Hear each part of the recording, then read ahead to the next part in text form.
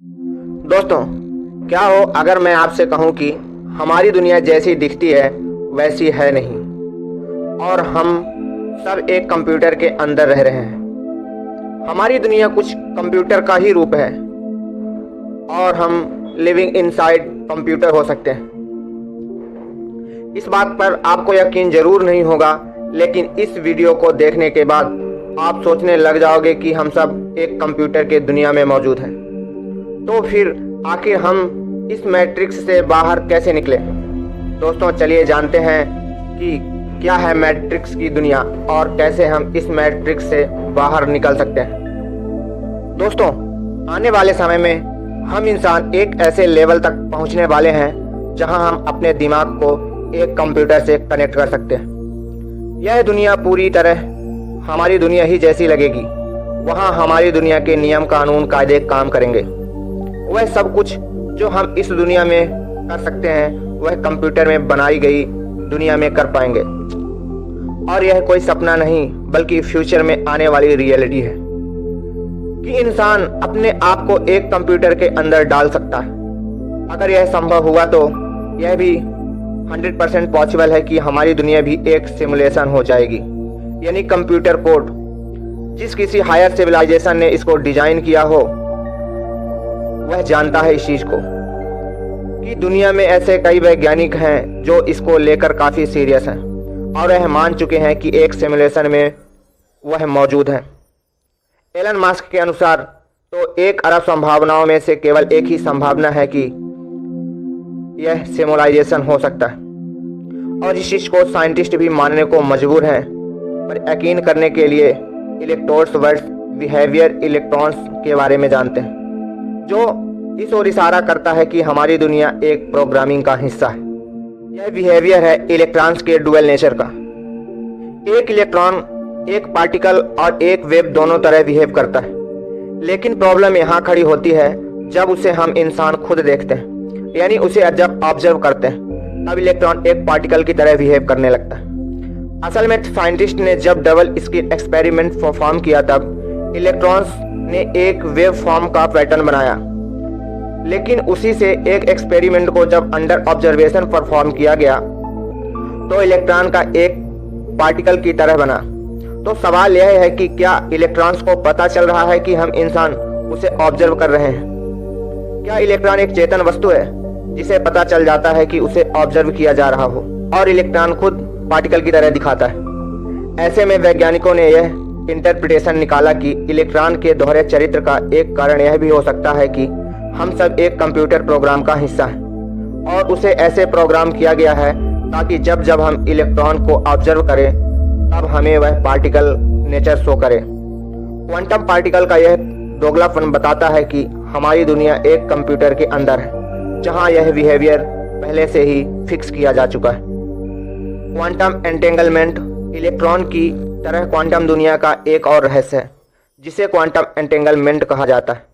अगर आपके पास ऐसे डिश हैं जिन्हें उछालने पर हमेशा दोनों तरह समान ही आता, चाहे वह दोनों ही एक दूसरे से कितनी दूर पर हों। अगर एक डाइस को उछालने पर 2 आएगा तो डेफिनेटली दूसरे डाइस पर उछालने को 3 आएगा। परंतु यह दूसरे डाइस को कैसे पता चला कि पहले डाइस पर 2 आया होगा? मानना पड़ेगा कि उनके बीच कोई ना कोई इन्फॉर्मेशन का ट्रांसफर जरूर हुआ होगा। दूसरे डाइस को यह पता चला कि पहले डाइस पर 2 आया, इसलिए उसे अगले पर 3 आना ही है। वैसे ऐसा कोई क्वांटम वर्ल्ड में होता नहीं है। जब किन्हीं 2 एंटेंगलमेंट पार्टिकल को ऑब्जर्व किया जाता है तब अगर पहले पार्टिकल की स्पिन अपने आप मिलती है तो डेफिनेटली डाउन मिलेगी, चाहे दूसरे पार्टिकल को आप अनंत दूरी पर क्यों न ले जाएं। जहां पर समस्या यह है कि अगर इनके बीच इंफॉर्मेशन का ट्रांसफर हुआ तो लाइट की स्पीड से तेज नहीं हो सकता। ऐसे में क्वांटम एंटेंगलमेंट यह इशारा करता है कि हमारी दुनिया एक सिमुलेशन है, क्योंकि यह इंफॉर्मेशन का ट्रांसफर एक कंप्यूटर के अंदर तक ही सीमित है जहां स्पीड ऑफ लाइट का लॉक वॉलेट नहीं हो रहा है जिसमें हम खुद भी इंटर कर सकें। इस पॉसिबल होने में एलन मस्क का न्यूरिंग प्रोजेक्ट की हेल्प मिलेगी। पॉसिबल है कि मैट्रिक्स फिल्म की तरह हम सच में कंप्यूटर की दुनिया में घुस जाएं। अगर ऐसा सिमुलेशन हम कर सकते हैं तो इस बात की क्या गारंटी है कि हमारी दुनिया भी एक सिमुलेशन नहीं है। दोस्तों 2014 में हार्वर्ड में सोनियो सेंटर फॉर एस्ट्रोफिजिक्स ने 8000 कंप्यूटरों को एक साथ जोड़ा था और हमारे यूनिवर्स का एक सिमुलेशन बनाया था। इसमें यह साबित किया गया कि हम खुद कंप्यूटर में एक नए ब्रह्मांड का निर्माण करने में सक्षम हैं, जिसमें हम खुद इंटरव्यू कर सकते हैं। ऐसे में हमारा ब्रह्मांड भी एक सिविलाइजेशन बना हुआ है और यह भी संभव हो सकता है कि मैथमेटिक्स हमारा यूनिवर्स लगभग 100% परफेक्ट है और यह परफेक्शन यूनिवर्स में परफेक्ट लॉस की वजह से है और यह लॉस मैथमेटिक्स की लैंग्वेज में है। एक परफेक्शन के लिए मैथमेटिक्स रिक्वायर होती है और एक कंप्यूटर प्रोग्राम पूरी तरह मैथमेटिक्स पर डिपेंड होता है, जिसमें वह पूरी तरह परफेक्शन के साथ कार्य करता है। हो सकता है कि हमारा यूनिवर्स मैथमेटिक कोर्स की फॉर्म में प्रोग्राम किया गया। हमारी पृथ्वी पर अब तक 5 बार प्रलय हो चुका है और हम 5 बार पूरी तरह जीवों का विनाश हो चुका है और फिर से नया जीवन उत्पन्न हुआ है। यह वैसा ही है जैसे किसी कंप्यूटर के फॉर्मेट को रीसेट कर दिया जाता है और फिर से उसे अपग्रेड किया जाता है, नए विंडो डाले जाते हैं।